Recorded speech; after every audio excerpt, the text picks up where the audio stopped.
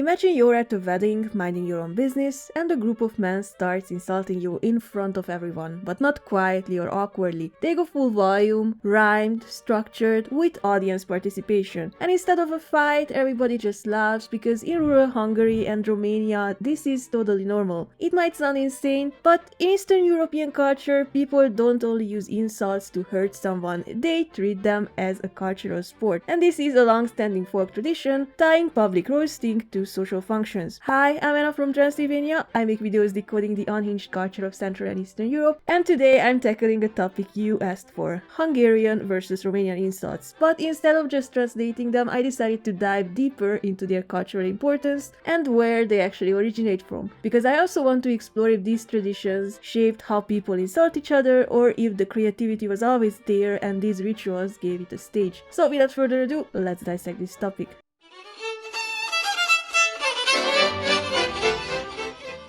My first experience at the traditional Transylvanian Hungarian wedding hit hard, but in a way my 6-year-old self was not prepared for. We were in a village, everyone in folk outfits, big procession, wholesome vibes, and a group of lads leads the procession, spots an old lady minding her business, and instead of greeting her like normal people, they all stop and yell in unison, "Ez a banyó azért görbe, sokat basszott a gödörbe, iha-ha." From the bride's house all the way to the church, they roast everyone like a comment section with no moderation. They target neighbors, strangers, everyone. And the couple catches strays as well, like "A vőlegény gondolatlan, Anna drágja gombolatlan." And they tease the bride like "Ez az utca itt de széles, a mennyasszony nagyon kényes, úgy fekszik a legény alá, mint a nyúl a bokor alá." The bride lived far away from the church, which meant more walking, more targets, and more content. And by the end, my vocabulary had expanded in ways my parent did not approve of. And this chaos has a name: csujogatás. People use short, shouted rhymes during dancing, weddings, and parties to hype people up, roast them, flirt, or cause problems in a culturally approved way. Structurally, they form short rhythmic lines, usually 2 lines, sometimes more, and people often improvise them on the spot. They can borrow lines from songs, and people follow them with a shout like "Uj uj uj" or "Ite teha." The point is to keep the energy high and the dance alive, and they sometimes sound poetic like "Ide lábam ne tova, ne idegen faluba, mert idegen faluba nincs ilyen szép muzsika." And sometimes they just go off the rails.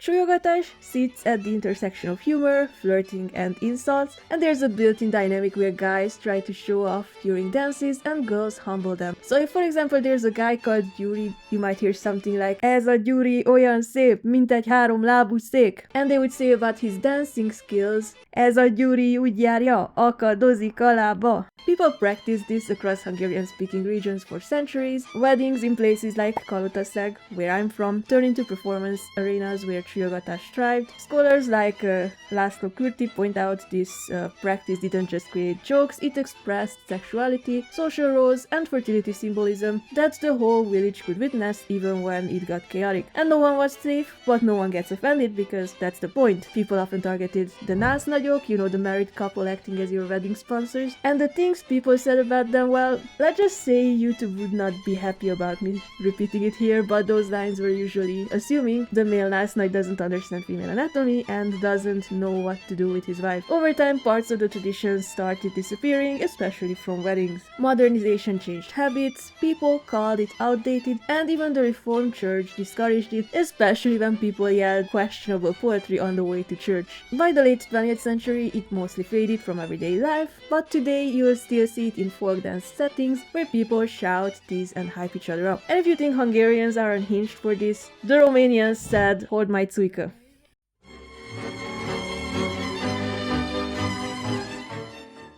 Imagine this. It's the evening before St. George's Day and someone invites you for a nice walk up the hills outside the village. And you're thinking, fresh air, maybe a bonfire, peaceful vibes. Then you get there, the crowd casually splits into two groups, and the other side starts yelling poetic lines about every questionable thing you've done in the past year. They call out your bad decisions, your awkward moments, even your situationship that absolutely should have stayed private. And they broadcast all of it across the hills like it's the village's annual gossip report. So you yell back. Same energy, same rhythm, no mercy. And somehow, no matter how personal things get, no one starts a fight. No one rage quits because tradition keeps it going. And that's a normal thing in some Romanian villages. People call this strigături peste sat, or shouting across the village, a tradition rooted in the custom of strigături. Basically, people use short, punchy verses during dances, weddings, or any event where people were already too comfortable with each other. And the key thing is, it's not just for fun, it's often social commentary and public judgment. It's the village group chat with zero anonymity, and that's what a strigătură is. Most people improvise them, which means people freestyle insults, flirting, life advice, and sometimes very questionable personal observations. And you can also praise someone, call out your crush, roast your rival, or yell something chaotic to keep the energy going. At dances, young men do most of the shouting, partly to hype the crowd, partly to show off,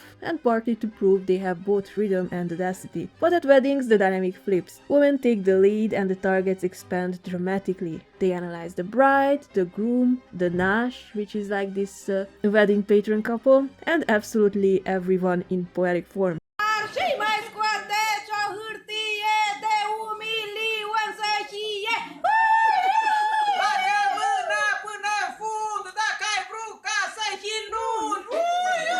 Sometimes it sounds sweet, sometimes it's ironic, and sometimes straight up ruthless. Some might joke about the groom like "Supărat e mirele, i s-o închis cărările, pe la toate mândrele." But they treat the bride a bit more gently, and even the jokes about her kind of circle back to teasing the groom like "Mireasă altă bărbat, când o cere de mâncat, stă-i dai blidul nespălat, să știe că sunt surat." They bully guys into stopping their NPC behavior to participate in the fun, saying stuff like "Descântați feciori din gură, nu ședeți ca boi în șură, boi în șură stau legați, voi din gură de cântați." And you will find strigături at gatherings, parties, even spinning circles, you know, the csujogatás, which is how people used to socialize in Eastern Europe before the internet. And then you have the boss level, strigătura peste sat. When the village decides it's time for a yearly review, people climb hills, split into groups, and start yelling across the entire village, throwing targeted, structured, brutally specific insults. If you acted lazy, greedy, messy, or embarrassing, congratulations, people turn you into public content. But if you did something impressive, they mention that too, so it's not all slander, just mostly. And yes, people fear this event, for sure. Variations of this exist in places like Cluj County or Maramureș, where on New Year's Eve or before St. George's Day, people gather, shout, flirt, and sometimes start courtships based on what gets yelled. And if you don't respond well, things get awkward. I actually found an old video from the Maramureș region with girls and boys in two groups roasting each other, but it's from Maramureș with a heavy dialect, so people from Maramureș, feel free to correct me if I got something wrong, please.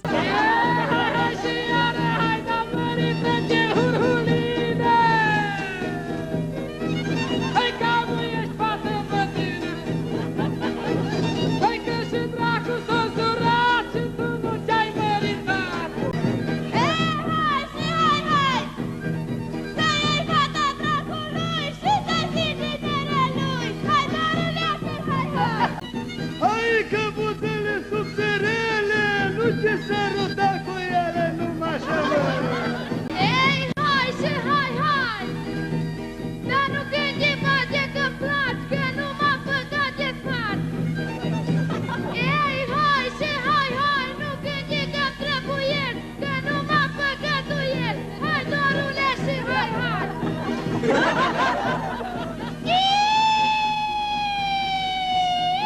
According to Gerasim Rusutogan, strigătura is one of the richest forms of expression in Romanian folklore. And honestly, that makes sense because it goes way deeper than jokes. Its roots go back to pre-Christian rituals where people believed shouted words had power, driving away spirits or calling for protection. And what looks like chaotic yelling today may be the evolved version of ancient survival strategies. Over time, the tradition adapted, toned down or disappeared, but never fully died because people will always find a way to gossip, judge, flirt and overshare. So some people chose to turn it into poetry and yell it across a hill. But don't worry, some Slavic countries do it too.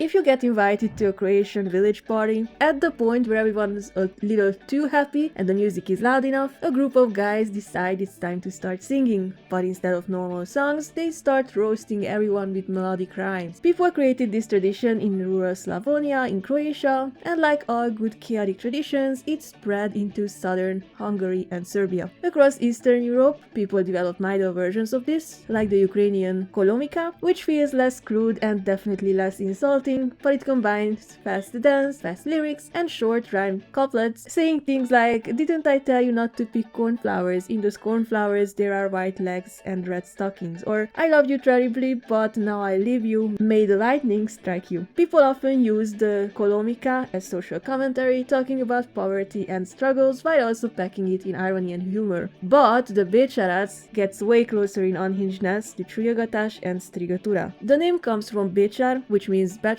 troublemaker, professional enjoyer of life, and the songs match that energy with lines like "Cura prozor otvorila mali, pa se svojim sisicama fali."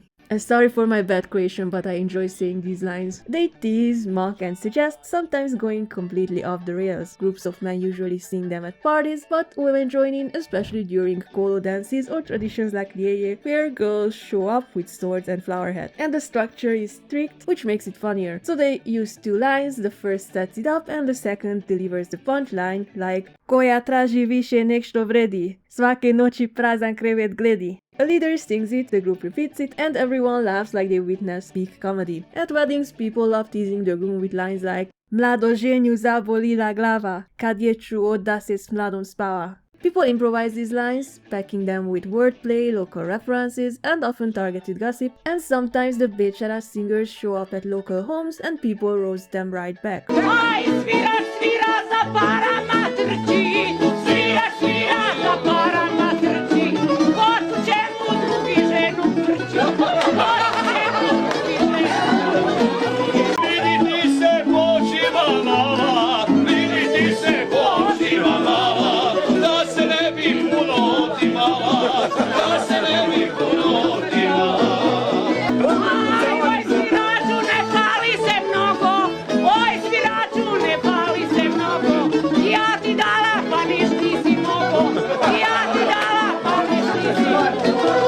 Basically, if you give Central and Eastern Europeans music, alcohol and an audience, they will turn it into competitive storytelling, flirting and public roasting, making it into tradition. So for us, insulting is a tradition, a form of art, and of course a cultural sport.